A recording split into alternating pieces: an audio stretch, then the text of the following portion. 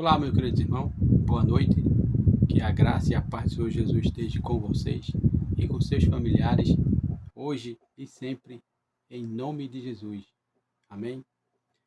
Vamos lá para mais um momento de oração das três, evangelização. E hoje vamos falar sobre um tema que se encontra no livro de Gênesis 2, 23 e 24.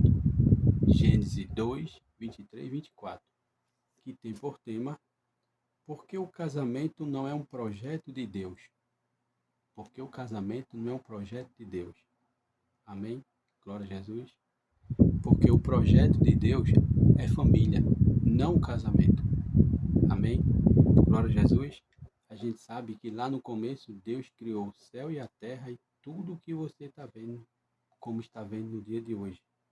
Então, Deus criou tudo e Ele disse: haja céu, haja o mar, haja água, haja luz. E ele fez isso e viu que tudo ficou bom. Então ele criou o homem e viu que tudo ficou bom. Né? E ele criou a terra e viu que ficou bom. Então ele criou o homem justamente para trabalhar a terra. Mas ele viu que faltava uma outra coisa.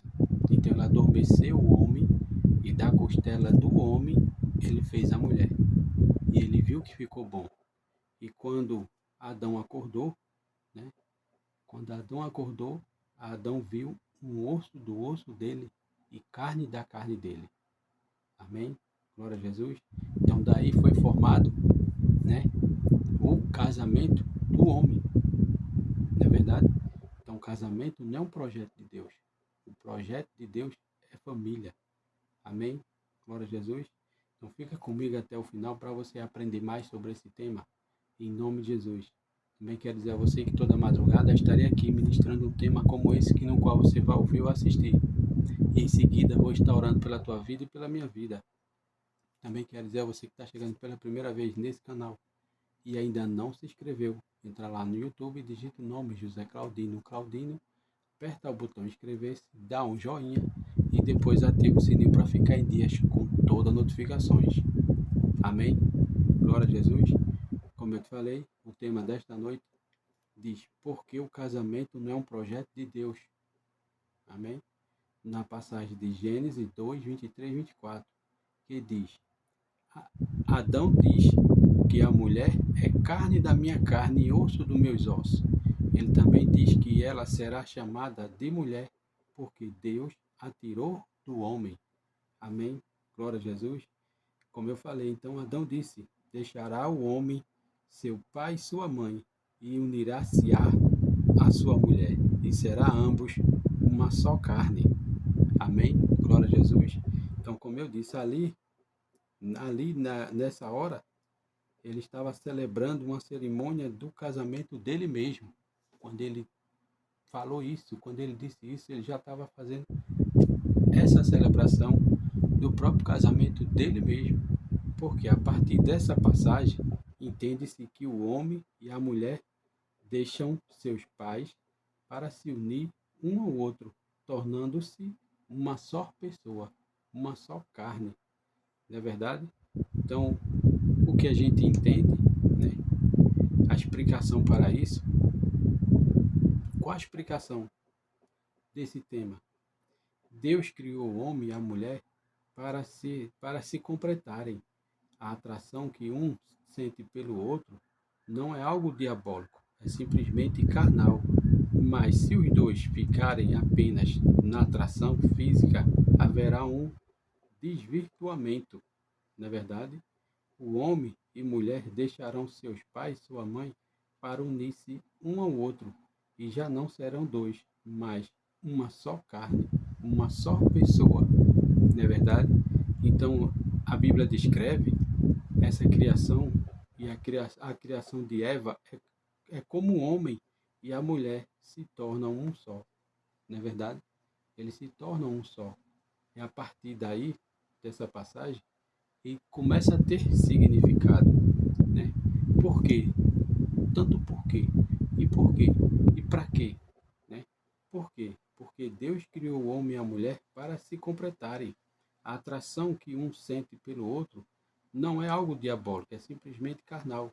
E a ideia dessa conexão matrimonial foi estabelecida antes que o pecado entrasse no mundo, não é verdade? Então era plano de Deus para a humanidade o tempo todo. O amor do matrimônio é sinal da presença de Deus. Por isso que Deus não apoia e não planejou o casamento. Deus apoia e planeja a família, porque família é um projeto de Deus. Porque o casamento é uma coisa dos homens, a família é coisa de Deus. Porque os casamentos de hoje que eu e você vê, os casamentos de hoje é um escape, não é verdade? É uma saída que o mundo achou para que as pessoas se casassem, fossem atraídas pelo sexo, né? Para querer formalizar o sexo, não é verdade? Para não fazerem sexo em pecado, não é verdade? Por isso que os homens de hoje se casam e se dão por casamento sem planejar família, sem querer compromisso com a família. Isso é o que diz principalmente aqueles que são tementes a Deus, a casarem-se ou darem-se por casamento, ele quer legalizarem o ato sexual e não para gerarem uma família próspera, uma família temente a Deus, não é verdade? Por quê? Se a família é um projeto de Deus, o inimigo de nossa alma não vai gostar, não é verdade? Porque Deus abençoa uma família. O que é a família? Um homem e a mulher, né? Um homem e uma mulher. Deus criou o homem para a mulher e criou a mulher para o homem, para ambos ser uma família, não é verdade? Não foi no contexto que a gente vê por aí. Não é o que a gente vê por aí. Felizmente, estão distorcendo a palavra justamente para isso, não é verdade? O casamento envolve proximidade espiritual, emocional e física. No Velho Testamento, aprendemos, portanto que deixará o homem seu pai e sua mãe e apegar-se-á à sua mulher, e serão ambos uma só carne, como a gente viu, Gênesis 2:24, não é verdade? Aqui ele diz: o marido e a mulher devem ser unidos em tudo o que for possível, não é verdade? Então, como a gente explica essa passagem de Mateus 19:5, Jesus diz: portanto, isso o homem deixará pai e mãe e se unirá a uma só mulher. Os dois se tornarão um só, não é verdade? Este versículo do Evangelho de Mateus tem vários significados. Um deles indica a mudança cultural da estrutura familiar tradicional, ressalta a prioridade do relacionamento conjugal sobre o, o parental, não é verdade? Convida a solidariedade e o amor fraternal. Reconhece que todos somos parte da mesma família de Deus e deixa bem claro, lembra que o plano de Deus para a união conjugal é do amor e fidelidade. Não é verdade? É do amor e fidelidade. Por isso que o Salmo 128, ele diz que o temor de Deus é a felicidade no lar. O temor de Deus é a felicidade no lar. Aí diz: bem-aventurado aquele que teme ao Senhor e anda nos seus caminhos, pois comerás do trabalho das tuas mãos e feliz será em tudo o que fizer. Não é verdade?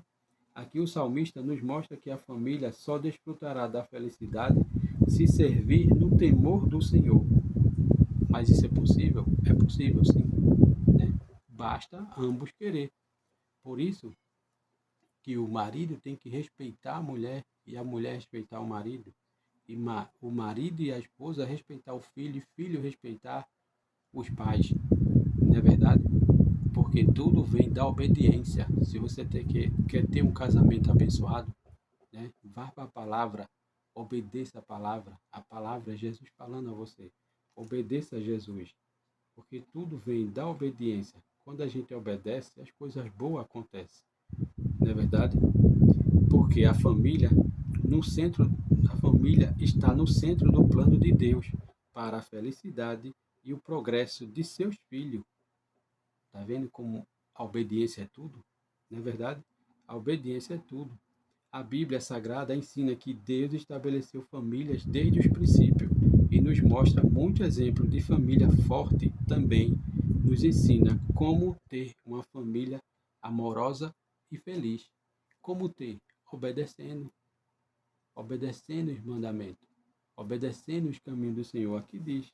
A mensagem do Salmo 28 é que Deus promete alegria, paz e felicidade aos que se arrependem de seus pecados e dá valor à sua família, e que segue o Senhor Jesus e quem dirige sua vida de acordo com ele. Este salmo traz a imagem muito poderosa, usando os brotos da oliveira como referência. Não é verdade?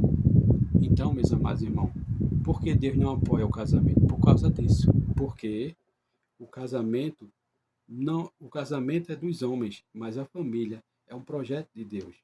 Mas por que Deus não aprova? Porque o casamento de hoje é um escapismo para não fazerem sexo em pecado. E os homens usam isso justamente só para fazer o sexo e sem planejamento e não quer ter família, não quer ter responsabilidade, não quer ter compromisso.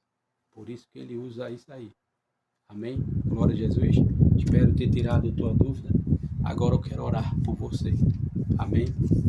Mas antes de orar, deixa eu ler só mais uma passagem que está no livro de Efésios 1:11, que diz: Nele foram também escolhidos, tendo sido predestinados, conforme o plano daquele que faz todas as coisas segundo o propósito da sua vontade. Então, nós somos escolhidos segundo a propósito da vontade de Deus. Amém? Então, vamos orar. Senhor, conduze-me ao propósito para o qual eu fui criado, Senhor. Senhor Deus, sei que já havias feito planos para mim antes de que eu te conhecesse, Senhor. E sei que os concretizará. Por isso eu te peço, Senhor, que ajude-me a viver da maneira digna da vocação que recebi. Também sei, Senhor, que cumprirás o destino específico que me reservaste nos dias de hoje. Também peço que eu possa sempre ter consciência desse propósito e entender a vocação que me deste para ser cumprido. Por isso também eu te peço, Senhor, que remova todo o desânimo do meu coração e em seu lugar dar-me, Senhor, a alegria, alegria, expectativa daquilo que realizasse por meu intermédio, Senhor. Senhor, também eu te peço que usa-me como teu instrumento para fazer diferença na vida das pessoas que preparaste para o meu caminho, hoje e sempre, em nome de Jesus. Amém. Soberano Deus, obrigado, Senhor, por mais uma madrugada em tua presença. Obrigado, Senhor, por esse tema. Senhor, eu te peço que abençoe todo aquele que vai ouvir ou assistir esse vídeo, que ele seja impactado pelas tuas palavras e visitado pelo teu Espírito Santo. Senhor, ajuda toda a família, Senhor, e principalmente aquelas famílias que são cristãs e que quer ter um compromisso e um relacionamento contigo, Senhor. Senhor, aumenta a nossa fé, aumenta a nossa capacidade de poder te compreender e entender melhor, Senhor. Senhor, dá uma alegria para cada um de nós e para nossas famílias e nossos filhos, Senhor. Abençoa os filhos, meu Deus, de toda a família que vai assistir ou ouvir esse vídeo. Senhor, eu te peço que ajude a nossa liderança, dá sabedoria do céu para que ele venha fazer a tua vontade. Senhor, ajuda aqueles enfermos que se encontram no leito de um hospital, que a tua poderosa mão o alcance, cure e salve para a honra e glória do teu nome. Ajuda aquele que está se recuperando, ajuda aquele, Senhor, que necessita de uma porta de emprego, ajuda aquele, Senhor, que quer se livrar dos seus vícios e não consegue. Senhor, o Senhor é a força para todas as coisas. Senhor, também eu te peço que nos dê uma madrugada em paz, tranquila e restauradora da tua presença e um amanhecer de paz, bênção e sabedoria, para que possamos tomar melhor decisão conforme a tua vontade, hoje e sempre, em nome de Jesus. É assim, meu Deus, que eu oro, que eu te peço e te agradeço por tudo, em nome de Jesus. Amém e amém. É isso aí, meus irmãos. Se você gostou, entra no canal, dá um joinha para o crescimento desse canal do Evangelho de Cristo. Também não esquece de ativar o sininho para ficar em dias com todas as notificações e compartilha. Compartilha porque sempre tem alguém precisando de ouvir uma palavra como essa. Amém? Que Deus abençoe e até o próximo vídeo em nome de Jesus. Amém e amém.